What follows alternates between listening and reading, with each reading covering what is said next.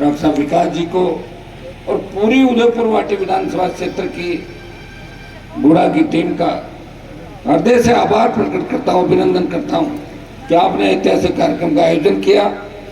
थोड़ा आने के अंदर देरी हो गई थी, लेकिन मुझे पता है भूमि है, उन शहीदों की भूमि है जिन्होंने नेताजी की फौज से लेके 62, 65, 71 की लड़ाइयाँ और कारगिल की लड़ाइयों के अंदर संघर्ष करते हुए अपने प्राण न्यौछावर किए और भारत माता को हमेशा बुलंद रखा, आज़ाद रखने का अगर काम किया तो शेखावाटी के किसान के बेटों ने किया।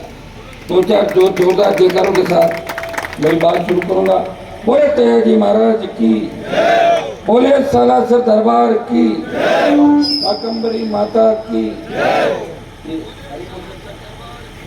जबाई माता की, देवनारायण भगवान की, उंगली बालाजी की, पीर बाबा की, राम साहब पीर की। जरूरी है, जहाँ जाए तो वहाँ का जयकारा भी बहुत आवश्यक है, क्योंकि जयकारे लोक देवताओं की जाति नहीं होती, लेकिन लोक देवताओं को भी जाति में बांटने लग गए। कोई देवता पीछे नहीं रह जाए, तमाम जगह कह रहे हो लिस्ट बना के दे दो, एक जय के साथ कितनी जयकारे लगा दो ताकि लोगों के अंदर जोश बरकरार है। जैसे आर्मी के अंदर बटालियन लड़ाई लड़ती है, रेजिमेंट लड़ाई लड़ती है, तो उनका खुद का एक अलग नारा होता है। नारे के साथ जैसे ही नारा लगता है रेजिमेंट आगे बढ़ती रहती है रेजिमेंट। तो हमारे भी जहाँ जयकारा लग जाता है तो जवानों के अंदर एक नया जोश पैदा होता है। जहाँ मैं खड़ा हूँ यहाँ मैं कोई नया नहीं। जब मैं विश्वविद्यालय के अंदर राजनीति करता था, मुझे अच्छी तरह याद है 95, 96, 97, 93 से लेकर 98 तक का दौर। उस समय भी सबसे ज्यादा अगर मेरा साथ किसी ने दिया तो शेखावाटी के किसान के बेटों ने हनुमान बेनीवाल को हमेशा उस संघर्ष के जमाने में साथ दिया। उसी का परिणाम था कि मैं राजस्थान विश्वविद्यालय का अध्यक्ष बना, उपाध्यक्ष बना था। तो शायद मेरे सामने हारने वाले भी नंबर 2 और 3 पे थे, वो भी यही के लड़के थे सारे। ये इसी जगह के लोग थे जो हारे थे मेरे सामने चुनाव। इस विधानसभा क्षेत्र के अंदर 18 के अंदर भी नई पार्टी थी, संघर्ष करके पुकार के माध्यम से इस प्रदेश के किसान को कर्ज मुक्त करने की आवाज उठाई देश के अंदर। और कर्ज मुक्ति, किसान कर्ज मुक्ति के आंदोलन को अगर हवा मिली, नागौर, बाड़मेर, सीकर, बीकानेर, जयपुर की रैलियों के बाद मंदसौर के अंदर बड़ा किसानों का आंदोलन हुआ। किसानों ने सीने पे गोलियां खाई और कर्ज माफी खातिर को देश के अंदर हवा दी। हमें पार्टी बनाने के अंदर बहुत समय लग गया था। मैंने प्रयास किया। बहुत से लोग कहते थे, जब मेरा वसुंधरा से झगड़ा हुआ 2009 के अंदर, बहुत से लोगों ने कहा कि आपका राजनीतिक कैरियर खत्म हो गया, आप वसुंधरा से क्यों लड़ रहे हो, आप दोबारा नहीं जीतोगे, आप ये नहीं करोगे, वो नहीं करोगे। लेकिन मैंने इन चीजों की परवाह नहीं की। जीवन के अंदर शायद मैं विश्वविद्यालय का तब चुनाव जीता, तभी निर्दलीय चुनाव जीता था। ये निर्दलीय और थर्ड फ्रंट और अलग पार्टी, यही मुझे सूट करता है, क्योंकि किसी दूसरे नेता के अधीन में काम नहीं कर सकता। तो मैंने लंबी लड़ाई, लंबा संघर्ष राजस्थान के अंदर किया। संघर्ष करते करते आपने देखा होगा, जब राजस्थान में हार्डकोर अपराधी किसान के बेटों के सीने पे गोलियां बरसा रहे थे, तो वसुंधरा सरकार के इशारे पे वसुंधरा के मंत्री जेलों में और अपराधियों से मिलने के लिए जाते थे और टारगेट कर करके किसान नेताओं की बोलती बंद कर दी थी। उस समय अगर राजस्थान के अंदर इन सामंती ताकतों से, उन हार्डकोर अपराधियों से कोई लड़ाई लड़ रहा था, वो सड़क से लेकर विधानसभा तक नागौर का सांसद हनुमान बेनीवाल उस राजस्थान विधानसभा के अंदर किसान कौम की लड़ाई लड़ रहा था। 13 के अंदर चुनाव जीतने के बाद 18 में पार्टी का निर्माण किया। और पार्टी का निर्माण करने के बाद उस समय ज्यादातर जगह मेरे पास बहुत से लोग आए मैं कभी गलत बात भी नहीं करता, वही बात कहता हूँ जो मैंने किया। बहुत से लोगों ने कहा साहब आप चुनाव मत लड़ाओ, आप लड़ाओगे हम हार जाएंगे, हम हार जाएंगे, ठीक नहीं रहेगा। वैसे जो पार्टी बनाता है वो किसी दूसरे की नहीं बनाता है, पार्टी की एक विचारधारा होती है। कांग्रेस बीजेपी से त्रस्त लोगों को राजस्थान में विकल्प कैसे मिले, पार्टी बनाई। पिछली बार तमाम जगह जो आज कांग्रेस बीजेपी के अंदर बड़ी बड़ी बात कर रहे हैं, जो टिकट बांट रहे हैं, अगर वो टिकट बांट रहे हैं तो जो मेरा भी सहयोग था, अगर मैं सब जगह चुनाव लड़ा देता तो टिकट नहीं बांट पाते, वो हार के घर बैठ जाते। आपके यहाँ भी उम्मीदवार को टिकट लेके आया था, मुझे पता है, लेकिन वो टिकट लेके ही आया था। जब आपके लोगों ने कहा जरमान जी हेलीकॉप्टर का रुख उदयपुर वाटी की तरफ मत करो, नहीं किया था, बात मान ली थी आप लोगों ने। ऐसे लोग आपको नहीं मिलेंगे जो समय के साथ जनमानस की भावनाओं को पहचाने। नेताओं को तो वोट बैंक से मतलब है, नेता तो जो पार्टी बनाता है वो चाहता है कि मेरा वोट बैंक कैसे बढ़े, और मैंने ये चाहता कि मेरे लोगों का सम्मान कैसे बढ़े। मेरी वजह से कोई गुंडे बदमाश इस राजस्थान की विधानसभा के अंदर नहीं पहुंचे, ये मैंने प्रयास किया था। और आपने देखा भी यहाँ शेखावटी अंचल जो हमारी सबसे ज्यादा संख्या किसानों, फिर भी दुर्भाग्य से देखिए राजनीति कौन कर, आप देखिए चारों तरफ नजर उठा के देखे 100 किलोमीटर से जिनके वोट नहीं वो यहाँ के नेता है, जिनके वोट है वो टिकट मांगने के लिए लाइन लगा के खड़े रहते हैं। ये राजनीति राजस्थान के अंदर। मैं आपको विश्वास दिलाता हूं कि मारवाड़ से इस बार राष्ट्रीय लोकतांत्रिक पार्टी का तूफान चलेगा।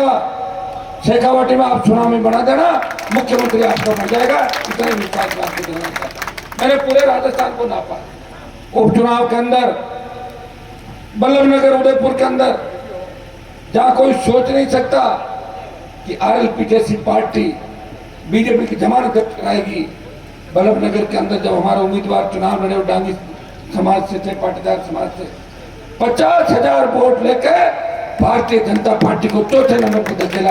और दरियावत के अंदर बीटीपी आरएलपी का समर्थित उम्मीदवार बीजेपी को तीसरे नंबर पर धकेलता है। सरदार शहर का जो ताजा चुनाव था या सुजानगढ़ का चुनाव, खींवसर में आरएलपी की जीत और साड़ा के चुनाव ने साबित कर दिया राष्ट्रीय लोकतांत्रिक पार्टी मारवाड़ की पार्टी नहीं है, वो राजस्थान के किसानों और जवानों के दिलों में बसने वाली पार्टी है, वो सर्व समाज की पार्टी है। 3 विधायक जो जीत के गए उनमें 2 शेड्यूल कास्ट के विधायकों को जिता कर राजस्थान की विधानसभा में ले गया। राष्ट्रीय लोकतांत्रिक पार्टी का आपको भाई हनुमान बेनीवाल था। बसपा से एक भी विधायक शेड्यूल कास्ट का जीत के नहीं गया, बसपा के नाम से वोट ले लिए थे, चिन्ह ले लिया और जीतने के बाद कांग्रेस पार्टी भाग गए थे 6 के 6। यही घटना 2008-9 के अंदर हुई थी। 6 जीते थे, हाथी को पीछे छोड़ गए और कांग्रेस पार्टी के अंदर भाग गए। हाथी की सवारी से आए और दूसरी सवारी कर ली जाके। ये हालात इस राजस्थान के अंदर। भाइयों आपने देखा होगा कि 25 सांसद राजस्थान से आते हैं। झुंझुनू का सांसद भी किसान का बेटा है, शेखर के बाबा जी भी किसान है, चूरू के भी किसान पुत्र हैं। देश में जब किसान तकलीफ में थे, इस बात को गौर से सुनना, किसान आंदोलन पंजाब के किसानों ने शुरुआत करी थी। पंजाब राज्य के अंदर किसानों ने बड़ा संगठन बना के और लंबा आंदोलन वहां पर किया। उसके बाद पंजाब के किसान दिल्ली कूच करने के लिए आगे बढ़े। हरियाणा के भाइयों ने उनका साथ दिया, क्योंकि हमारा और उनका डीएनए जो दर्शिक है, उनका डीएनए एक था। उन्होंने कहा कि जब हमारे भाई सड़क पे हैं हम उनका साथ देंगे, और हरियाणा ने साथ दिया, उत्तर प्रदेश साथ आया, दिल्ली साथ आया, लेकिन राजस्थान में हलचल नहीं थी किसान आंदोलन की। पता ही नहीं था कि कोई किसान आंदोलन भी हो रहा है राजस्थान के अंदर। मेरे पास तमाम किसान नेताओं ने कहा, हनुमान जी हमने हमेशा लड़ाई लड़ी देश के अंदर, हरियाणा, उत्तर प्रदेश, दिल्ली, और ये सही बात है। इतिहास के पन्नों में अगर संघर्ष की बात करेंगे, उन लोगों ने, हमारे बुजुर्गों ने बड़ी लड़ाइयाँ देश को बचाने के लिए लड़ी। हमने भी लड़ाइयाँ लड़ी, लेकिन हमसे ज्यादा लड़ाई उन लोगों ने। हमारे जो भरतपुर के महाराजा ने सबसे बड़ी लड़ाई, अगर देश के अंदर जो अजय योद्धा के रूप में माने जाते हैं, भरतपुर के राजा थे। उन लोगों ने कहा कि अगर आप राजस्थान के अंदर किसान आंदोलन को खड़ा कर दो और दिल्ली जयपुर का NH जाम कर दो और गुजरात मोदी का दिल्ली से कनेक्शन काट दो तो मोदी सरकार झुक सकती है और किसान कौम की जीत हो सकती है, तीनों बिल वापस हो सकते हैं और हम सब मानेंगे कि राजस्थान के किसानों का ऋण हमारे ऊपर है। हमारे नेताओं की जंग लग गई, जो लोकसभा के अंदर बैठे हैं यूपी हरियाणा दिल्ली के नेता भारतीय जनता पार्टी कांग्रेस के, उनके जंग लग गई, इसलिए आपको लड़ने के लिए आना है।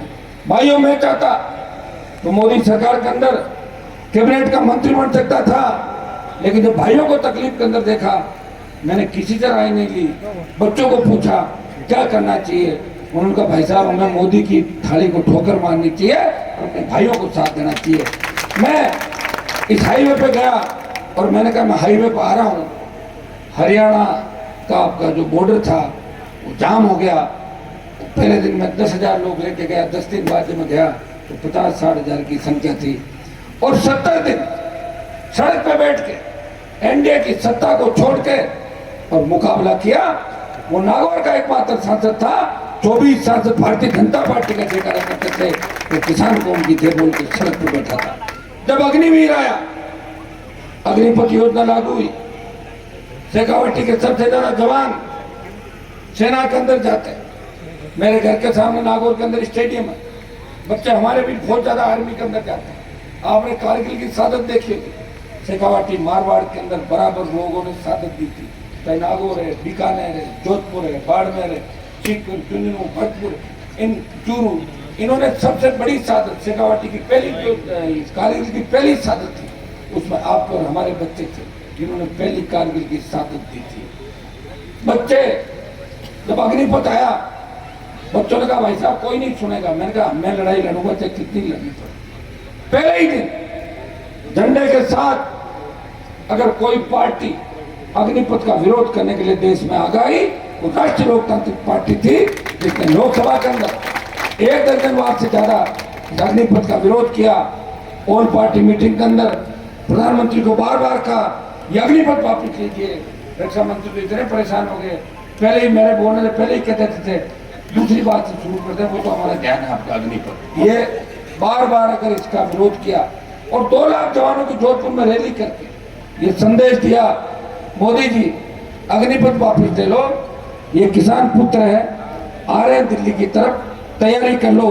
तो पहले अग्निवीर 25% सेना में रखने की बात थी और 75% वापस भेजने की बात थी। डरी हुई मोदी सरकार ने 50% अग्निवीर को एडजस्ट करने की बात करी और अब 50 पे बात आई, 50 वापस जाएंगे। मैं विश्वास दिलाता हूँ लोकसभा चुनाव से पहले हम एक बार दिल्ली की ओर चलेंगे और उस दिन अग्निपथ वापस हो जाएगा। यह सेमीफाइनल है राजस्थान का। इस चुनाव के अंदर अगर आपने भारतीय जनता पार्टी और कांग्रेस को वोट नहीं डाला, आपने तीसरी ताकत खड़ी कर दी, आपने अपने भाई को आशीर्वाद दे दिया, तो निश्चित रूप से इस देश की राजनीति इस राजस्थान के शेखावटी के इर्द गिर्द घूमेगी। इतना मैं विश्वास आपको दिलाता हूं। मुझे बहुत बड़ी पीड़ा होती है जब हम पार्लियामेंट के अंदर बैठते हैं, सांसद हर सांसद एक ही बात करता है, आपस में बातें करते हैं, आपका बिजनेस क्या है, आपने जूते कितने रुपए के पहन रखे हैं, आपकी शर्ट कहाँ से लाए, ये क्या है, अंगूठी कौन सी है। पर बिजनेस के अलावा कोई बात, पॉलिटिक्स को लोग व्यापार का सबसे अच्छा धंधा मानते हैं। व्यापार अगर करना हो तो राजनीति के अंदर चले जाओ। आज तो नई चीज और हो गई, लोग चोरियां करते हैं। पहले कोई गाड़ी का चोर, कोई मोटरसाइकिल का चोर, कोई डोडे का तस्कर, कोई दारू का ठेकेदार। ये क्या करते हैं जब उनको छवि सुधारनी, पहले कुर्ते पजामे का फैशन था, वो तो आजकल मैंने कम कर दिया, पैंट शर्ट पे चल रही राजनीति सारी, हर को पैंट शर्ट पहनता। अच्छी बात है ना। आप बताएं, जब नशे के कारोबार पॉलिटिक्स में उस जगह बैठ जाएंगे जहां से कानून बन रहे हैं, तो फिर कैसे नशे को रोकोगे? आप बताओ मुझे, कौन ठीक करेगा इस व्यवस्था को? क्या कांग्रेस ठीक कर लेगी? क्या भारतीय जनता पार्टी ठीक कर लेगी? 25 साल कांग्रेस और बीजेपी को मैंने नजदीक से देखा। अब अशोक गहलोत जी कल बयान दे रहे थे कि मैंने जो कहा था दोबारा याद दिलाया। पहले भूल रहे थे लोगों, वसुंधरा में बयान किया था, कल वापिस याद दिला जाए। और मैं तो ये कह रहा था वसुंधरा को आप बख्शो, मतलब वो चारा ये कह दूं कि भूल नहीं गए लोग, वापिस याद दिलाया कि मैंने बयान दिया था। उन्होंने कहा जब मेरी सरकार गिर रही थी तो वसुंधरा ने मेरी सरकार बचाई थी, ये सही बात है। 8 विधायक वसुंधरा ने गहलोत को दिए, और आपको पता है हम उस समय क्या कर रहे थे, यह भी आपको पता होना चाहिए। जब 18 के अंदर 3 विधायक जीत के राष्ट्रीय लोकतांत्रिक पार्टी गई, मेरे पास सचिन पायलट आए, उन्होंने बोला हनुमान जी आप अगर मेरी मदद कर दो तो किसान का बेटा, गुर्जर समाज का बेटा राजस्थान का मुख्यमंत्री बन सकता है। मैं कहा मुझे क्या करना पायलट साहब, मुझे भी तेजा जी की जय बोलते हैं, हम भी बोलते हैं, मैं कर दूंगा मदद। बोलो, बोले प्रेस कॉन्फ्रेंस करके इतना सा कह दो कि अगर पायलट को सीएम बनाते हैं तो RLP के 3 विधायक कांग्रेस के साथ है। मैंने तुरंत ही कर दी, मैंने भेजो प्रेस वालों को, मैं रेडी बैठा हूँ, गुर्जर में हमारे कोई अंतर नहीं। प्रेस कॉन्फ्रेंस करके बोल दिया। दोबारा जब सरकार गिर रही थी, जब भी आपको पता है कि मैं इस तरह नहीं था कि दिन में पायलट, शाम को गहलोत, रेट भाव कितना क्या दे रहे हो कर रहे, ये धंधा लोग कर रहे थे राजस्थान में। अब आपकी लाल डायरी तो जिसकी गूंज पूरे देश के अंदर है। अब आप बताओ यार, कौन सी लाल डायरी, क्या लिखावा? अगर लिखावा था तो फिर अगले पन्ने क्यों नहीं आए डायरी के, बताओ मुझे। क्योंकि अगले पन्नों के अंदर, पहले पन्नों में कांग्रेस और अगलों में भारतीय जनता पार्टी थी पूरी पूरी, गहलोत से मिलकर लेन देन करे थी। और जो लाल डायरी ले गए वो क्या कर रहे थे आप बताओ? वो भी यही काम कर रहे होंगे ना, तभी जो लाल डायरी उनके पास आई, हमारे पास तो नहीं है लाल डायरी। मैं आपको कहना चाहता हूँ कि आज ये उदयपुर वाटी के अंदर, नीम का थाना के अंदर इतना अच्छा माइनिंग का इलाका, अगर सरकार चाहे तो किसान माला माल हो सकता है। उनको पट्टे दे सरकार, खेतों में पट्टे थे। आज सोना चांदी तांबा तेल ये तो सरकार ले ले, लेकिन बजरी, रेत, चाइना क्ले, जिप्सम, सैंडस्टोन, ये छोटा मोटा किसानों के लिए छोड़ दें। आपके यहाँ आप इतने डरते हो, मेरे वहाँ लोग डरते कम है। आप तो बिजली का बिल भरते होंगे सारे, हमारे उधर कम भरते बिजली का बिल। और माइनिंग का तो बिल्कुल देर के सामने हो जाता है, माइनिंग तो हमारी खुद की। और सही बात, इलीगल माइनिंग वो होती है जो पड़ोसी के खेत से उठा के ले आओ। खुद के खेत में क्या इलीगल होगी बताओ मुझे? पेट भरने के लिए कुछ करना पड़ेगा कि नहीं करना पड़ेगा? तो खेत का पत्थर निकालने में जोर कितना था, किसी अधिकारी को बोलो या नेता को बोलो, पत्थर खोद के दिखा दे। किसान अपने परिवार का पेट पालने, अगर वो अपने खेत में माइनिंग करके 1000-2000 रुपए कमा के अपने बच्चों को पढ़ा लेता है, वो इलीगल माइनिंग नहीं है। ये आपकी पैरोकारी इस देश की लोकसभा और विधानसभा के अंदर। किसान को जो लोग चोर कहते थे कि किसान बिजली की चोरी करता है, मैंने कहा चोरी किसान नहीं करता, चोरी अधिकारी करते हैं। किसान की पूरी बिजली माफ कर दो। 98-2000 के अंदर जब कंपनियां बनी थी राजस्थान के अंदर, 23 साल में कंपनियों का घाटा हो गया 150 लाख से ज्यादा करोड़ का घाटा, और पूरी किसान की बिजली माफ कर देते तो 70-80 लाख के अंदर ही आ जाती सारी। 7-8 हजार 10 हजार करोड़ का पूरा बिजली किसानों की माफ कर दो। पैसा कौन खाता है इसके अंदर? मंत्री, सरकार के लोग। बिजली की खरीद फरोख्त, रोज नए ठेके लेना, कोई रिकॉर्ड नहीं। ये बिजली के अंदर आपने देखा होगा रिकॉर्ड नहीं होता कहीं भी, जमा जमा खर्च है। पोल ले जाओ, तार ले जाओ, कौन सा आ रहा है कौन सा जा रहा है, ट्रांसफार्मर की प्लेट बदली, कौन जांच करेगा? टाइम किसके पास है? तो सबसे ज्यादा किसानों को चोर कहने वाले लोगों को मैंने कहा कि चोर किसान नहीं है, किसान अन्नदाता है। अगर आवश्यकता पड़ गई, कनेक्शन नहीं हो रहा है और खुद में एडजस्टमेंट कर लिया तो कौन सा पाप हो गया बताओ मुझे? मेरे वहां तो है ही नहीं कनेक्शन, ऐसे ही चलाते थे। विधानसभा में एक बार बोला मंत्रियों ने कि आपके तो 2000 कनेक्शन फर्जी चल रहे हैं। मैंने कहा 2000 नहीं 20,000 चल रहे हैं, जाओ रोक के दिखा लो। रोक लिए थे और सुंदर बोल रही थी कि आप तो आपराधिक प्रवृत्ति के हो, तो मैंने कहा गिरफ्तार कर मुझे, और नहीं तो तेरी जगह मैं बैठता हूँ, तो MLA इधर आ, मैं भी यही गिरफ्तार करता हूँ विधानसभा का। ये करने के लिए बहुत कलेजा चाहिए। मैंने देखा, मैं विधानसभा में पिटा नहीं था, पीट दिया। आपके विधायक जी को पीटते हुए देखा मैं, अगर वहां होता तो मैं उनको बचाता, पीटने नहीं देता, क्योंकि विधायक विधायक होता है। और जब साथी को कोई पीटा तो साथी को आगे बीजेपी के लोगों ने चढ़ा दिया कि आप तो जाओ, और गए तो बीजेपी में बाहर चले गए, बहुत बढ़िया काम होगा, जूता पड़ गया। मतलब कितनी बड़ी पॉलिटिक्स। नहीं समझने वाले नहीं समझते इस बात को, समझने वाले समझ जाते हैं। लेकिन हमें एक चीज का ध्यान रखना चाहिए कि काजल की कोठरी के अंदर रहकर अगर कोई दाग किसी का नहीं लगा, मैं भी, ये आप देखिए ईडी आ रही है आपके शेखावाटी के अंदर, टीडी शायद या नहीं पहुंची थी, आई थी कि टीडी टीडी कम आई तो ईडी आ गई वापस। लक्ष्मणगढ़ सीकर पूरा नाप तोप कर लिया, नागौर के अंदर घुस गई। आसपास के कांग्रेस के नेताओं के जो पार्टनर साथी थे, ईडी सीबीआई चुनाव के टाइम, अब जो चुनाव नजदीक आएंगे एसीबी सीआईडी सीबी केस मुकदमे डराने की कोशिश करेंगे। मैं तो रोज सरकार ऐसे पीछे पड़ेगी, एक दो मुकदमा रोज दर्ज कर लेते, ज्यादा चलते एक दो पीछे पता लगता रात को एक मुकदमा दर्ज हो गया।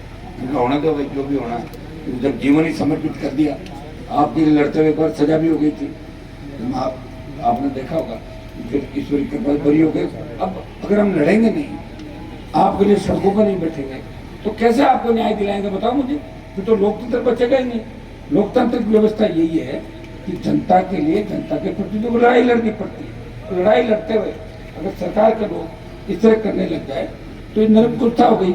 जो निरंकुशता मोदी की देश के अंदर चल रही है, मीडिया वही बात छापेगा जो प्रधानमंत्री चाहेंगे, मीडिया वही दिखाएगा बार बार जो मोदी जी चाहेंगे। मुझे बताएं कि 2014 के बाद एनडीए के माध्यम से बीजेपी सरकार के अंदर आई।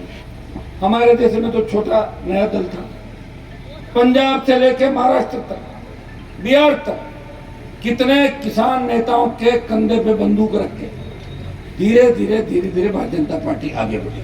अगर अकेले में दम होता तो एनडीए क्यों बनाती? अकेली लड़ती भारतीय जनता पार्टी। एनडीए के फिर साथियों को बार बार निकालते खुद की संख्या 303 कर ली और एनडीए वालों की क्या हालत कर दी, ये भी आप देख रहे हो।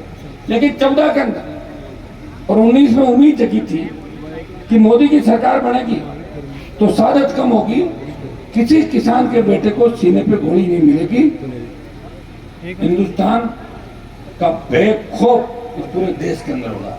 दुर्भाग्य से देखिए 2014 से 23 के अंदर सबसे ज्यादा अगर सादत हुई है, सबसे ज्यादा सैनिकों को मौत के घाट चाइना, पाकिस्तान और दूसरे आतंकी हमारे संगठन और अंदर की जो हमारी देश की आंतरिक सुरक्षा को लेके जो हमले हुए, उसमें सबसे ज्यादा सैनिकों ने सादत दी है। तो फिर कहा प्रधानमंत्री देश को कहाँ लेके जा रहे हैं? कह रहे मैं भारत को आगे लेके जा रहा हूँ।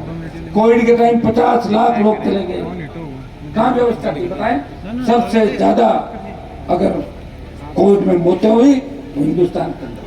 गाय हमारा सबका था, बीजेपी वाले तो गाय का नारा लगा के सत्ता के अंदर आए, जय गौ माता, चंदा भी इसी नाम का करते थे। मंदिर और गाय दो के नाम से चंदा करते थे। मंदिर तो बढ़ने के नजदीक है, लेकिन एमपी में गौ माता ने दम तोड़ा, एक सांसद का नहीं बोला। उस समय एमपी राजस्थान में ज्यादा नहीं थी, कुछ जगह ही थी। मैंने मामला उठाया, 5-6 एमपी हंस रहे थे।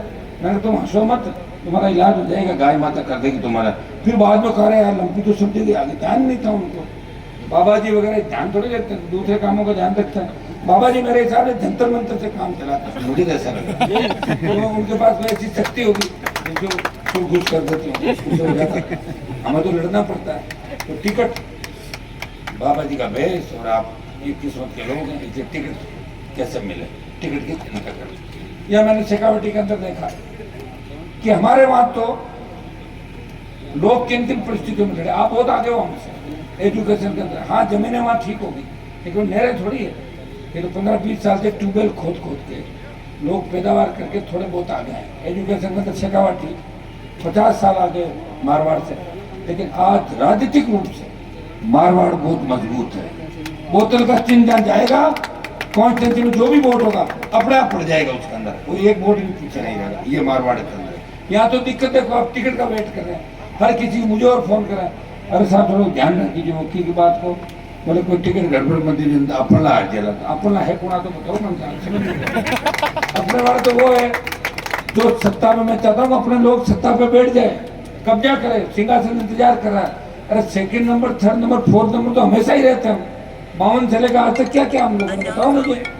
कब प्लेट तो कभी उठा लो, कौन मना कर रहा है? इसको मना कर रहा है? किसी की आवश्यकता है क्या परमिशन लेने की? सत्ता के शिखर पर हमारे लोग कैसे बैठे? पिछली बार मैंने सबका ध्यान रखा, इस बार 23 में आप लोग इस आरएलपी पार्टी का ध्यान रखोगे। जिस तरह बोतल का जल स्वच्छ पारदर्शी है, उसी तरह का प्रशासन राष्ट्रीय लोकतांत्रिक पार्टी आपको देगी। हमें सत्ता संकल्प के माध्यम से व्यवस्था परिवर्तन की आवश्यकता क्यों पड़े?